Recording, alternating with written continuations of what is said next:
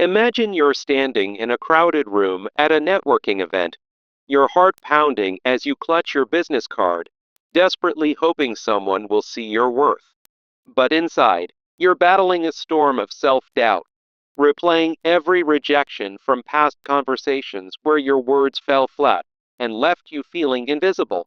It's like that moment when Sarah, a talented graphic designer, sat across from a potential client, her portfolio bursting with creativity, yet all she could think about was her own insecurities. She stammered through her pitch, focusing on her skills, only to see the client's eyes glaze over, lost in their own world of unmet deadlines and unspoken fears. Sarah walked away that night, not with a contract, but with a heavy weight in her chest, wondering why she always felt so alone in these interactions. We've all been there, haven't we? That silent struggle where our dreams of success clash with the fear of not being enough. It's the quiet battles we fight every day, the anxiety that keeps us from reaching out, the hesitation that makes us shrink back into our shells. Picture a young entrepreneur named Alex, staring at his phone, draft after draft of an email to a mentor, but never hitting send because he worries about how he'll be perceived. His mind races with thoughts like, what if they think I'm just another opportunist? Or, am I really worthy of their time? These emotional undercurrents pull us under, making it impossible to connect, to sell ourselves, because we're too tangled in our own doubts. As Napoleon Hill once said, to win the cooperation of others, you must first think of their interests and make them believe you are interested in them. This wisdom from Think and Grow Rich cuts straight to the heart of our struggles. It's not about shouting our achievements. It's about truly seeing the person in front of us. So many of us get caught in the trap of self-promotion gone wrong, where our pitches feel forced and leave others cold. Think about how frustrating it is when you're in a job interview, pouring out your resume details, only to sense the interviewer pulling away, their mind elsewhere. That awkwardness, that rejection, it stings because deep down, we're all craving connection, not a sales monologue. In today's fast-paced world, where everyone's hustling for attention, ineffective networking can lead to missed opportunities and a profound sense of isolation. Without genuine connections, we fail to build the relationships that could propel our careers or personal lives forward. It's essential to shift our approach because self-selling isn't about aggression. It's about creating mutual benefit and trust. When we ignore this, we end up in cycles of disappointment, wondering why our efforts don't yield the results we deserve. The need for change is urgent. It's the key to unlocking doors that have been shut by our own self-centered tactics. Now, let's face it. One major reason we're not effectively selling ourselves is our self-centered focus. We mistakenly believe that highlighting our achievements first will impress people, but it often alienates them instead. I've seen it happen time and again, friends who dominate conversations with their stories, only to leave others feeling defensive or uninterested. This one-way street turns interactions into monologues, pushing people away when we need them most. It's like trying to light a fire with wet wood. No matter how much effort you put in, it just won't catch. Another barrier is our failure to truly understand the other person, their motivations, their pain points, their dreams. Without taking the time to research or listen, our pitches miss the mark, leaving us paralyzed in ineffective communication. Even with a strong personal story, if it's not tailored to them, it's like shouting into the void. And then there's the fear and uncertainty that holds us back. The dread of rejection, the anxiety of being vulnerable. People avoid networking events or sales calls because of self-doubt, trapping themselves in a cycle of missed chances and growing regret. But what if I told you there's a better way? The solution lies in selling the other person on themselves first. It's about harnessing the power of empathy-driven action, where you immediately focus on their strengths, goals, and self-worth. Imagine in that job interview, Instead of diving into your resume, you start by affirming the interviewer's expertise, saying, I can see how your experience has really shaped this industry. Suddenly, the energy shifts. They light up, feeling valued, and become more receptive to what you have to offer. Building rapport through validation is key. Ask thoughtful questions, offer genuine compliments, and watch the dynamic turn from competition to collaboration. Don't wait for the perfect moment. Practice the first step by sending a personalized message that highlights someone's achievements before mentioning your own. It's that simple act that creates real momentum and opens doors you never thought possible. Now, overcoming hesitation and fear in these interactions starts with facing them head on. When you take action to validate others, your own fears melt away faster than if you just sit and overthink. For instance, in a sales scenario, addressing the client's needs first reduces your anxiety and builds mutual trust almost instantly. Remember, rejection isn't the end, it's a teacher in disguise. Learning through setbacks means reflecting on what went wrong and how you could better sell the other person, turning failures into stepping stones. Think of successful individuals who've turned pitch disasters into wins by focusing on empathy, fostering their mastery in persuasion. Cultivating self discipline is the true key to influence. It's not about fleeting charisma, but consistent, disciplined empathy. This approach becomes the engine of progress, helping you sell yourself through genuine, ongoing connections. Start building positive habits, like daily active listening exercises, where you practice putting others' perspectives first. Journal about interactions, noting how you made someone feel valued, and set routines for networking that begin with affirmation. These habits lay the foundation for authentic relationships and sustained success in every area of life. Developing a clear vision and goals for self-selling means centering them on mutual benefit. Your goals should focus on helping others achieve theirs, defining your personal brand by how you elevate those around you. For example, break it down. First, identify the other person's core motivations. Second, align your value with theirs. And third, plan for ongoing engagement. This clarity directs your actions and keeps you moving forward, preventing self-selling from ever feeling manipulative. With these steps, you're not just chasing success, you're creating it through meaningful connections. As we wrap this up, remember the core idea. Motivation to sell yourself comes from first empowering others. It's a principle from Napoleon Hill that transforms every interaction into an opportunity for mutual growth. When you prioritize their self-worth, you build the trust that makes your own value shine. So, don't wait another day. Take that first small step right now.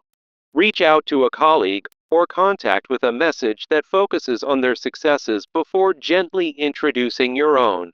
Feel the shift as confidence builds, connections deepen, and opportunities unfold. This is how you unlock personal and professional success, one empathetic interaction at a time. Start today and watch how selling them on themselves sells you in ways you never imagined. Let's begin with a powerful quote from Napoleon Hill. To win the cooperation of others, you must first think of their interests and make them believe you are interested in them. This timeless wisdom reminds us that true influence starts with genuine empathy. In a world full of self-promotion, it's easy to get caught up in talking about ourselves first. But that approach often backfires, leading to rejection and missed connections. Imagine walking into a job interview and immediately listing your achievements without acknowledging the interviewer's challenges. It feels awkward, doesn't it? People sense when you're not truly engaged with their world. The common struggles in self-promotion include fear of awkwardness and ineffective networking. Many feel frustrated when their pitches fall flat, even if they have real value to offer. This hesitation can stem from a lack of understanding about how to build rapport. Now, Let's explore why you're not effectively selling yourself right now. A self-centered focus is a major barrier. It makes conversations feel one-sided. When you highlight your achievements first, others often become defensive or uninterested. This mindset creates a wall, turning potential allies into adversaries. Failure to understand the other person's needs exacerbates the problem.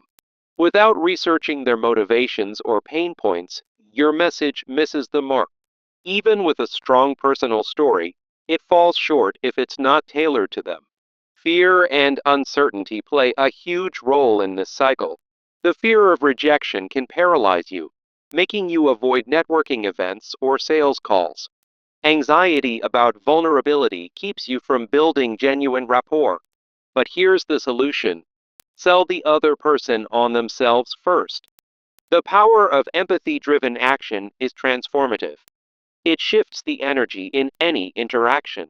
For example, in a job interview, start by affirming the interviewer's expertise and goals. This makes them more receptive to your ideas and builds instant trust. Building rapport through validation is key. Ask thoughtful questions and offer genuine compliments. It turns a competitive dynamic into a collaborative one. Practicing the first step means acting immediately with small, authentic gestures. Send a personalized message that highlights someone's achievements before pitching your own. You don't need ideal conditions. Just begin with genuine engagement. This approach creates real momentum and opens doors you never expected. Now, let's address overcoming hesitation and fear in interpersonal interactions. Facing fear head on is essential. Taking action to validate others erodes your own doubts. In a sales scenario, address the client's needs first and watch your anxiety melt away. It builds mutual trust and makes the conversation flow naturally. Learning through setbacks is crucial for growth. Rejection isn't the end. It's a vital opportunity to refine your approach. Think of successful individuals who turned failed pitches into wins by focusing on the other person. They reflected, adjusted, and came back stronger, fostering mastery in persuasion. Each misstep teaches you how to better sell others on themselves. Over time, this builds resilience and confidence in your interactions. Moving on to cultivating self-discipline in persuasion. Discipline is the true key to lasting influence. It's not about fleeting charisma. Consistent empathy drives real progress in self-selling. Daily practice of putting others first will transform your relationships. Building positive habits starts with simple routines, like active listening exercises. Journal about others' perspectives each day to deepen your understanding. Set networking routines that begin with affirmation, not self-promotion. These habits create a foundation for authentic connections and sustained success. Without discipline, your efforts will remain sporadic and ineffective. Make empathy a non-negotiable part of your daily life. Finally, let's develop clear vision and goals for self-selling. Goals should be centered on mutual benefit, helping others achieve theirs first. Define your personal brand by how you elevate those around you, not just your skills. This directs your action and sustains long-term progress. Practical methods include breaking down goals into actionable steps. First, identify the other person's core motivations. Second, align your value with theirs in a meaningful way. Third, create a plan for ongoing engagement to nurture the relationship. This ensures your self-selling feels genuine and prevents it from seeming manipulative.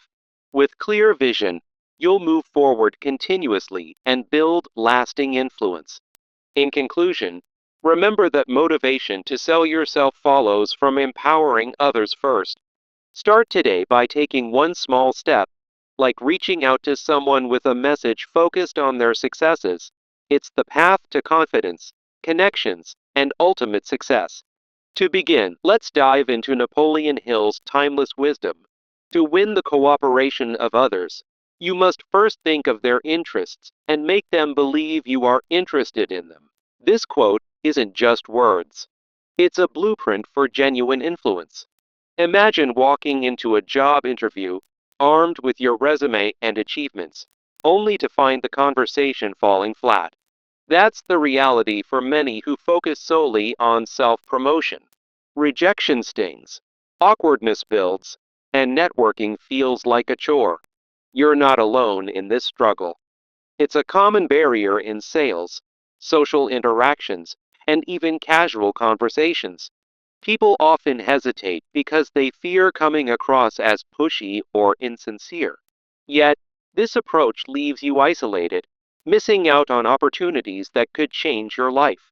In today's connected world, self selling isn't about bragging, it's about forging real bonds. Without mastering this, you risk professional stagnation and personal frustration. The need for change is urgent. Think of how empathy can turn a cold pitch into a warm collaboration. By prioritizing others, you build trust that opens doors you never knew existed. This isn't just theory, it's a practical strategy for success. So, let's shift our mindset. True influence starts with valuing the other person.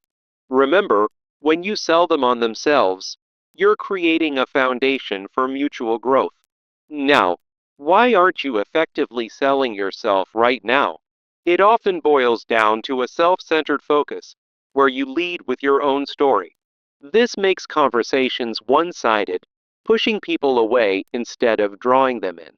You've probably experienced it, sharing your achievements only to see disinterest in their eyes. It's a trap that alienates others and breeds resistance. Another issue is failing to understand the other person's needs. Without researching their motivations or pain points, your message misses the mark. Even with a compelling personal story, it falls flat if it's not tailored to them. This indecisiveness paralyzes communication and leaves you stuck. Fear and uncertainty compound the problem, with rejection looming like a shadow.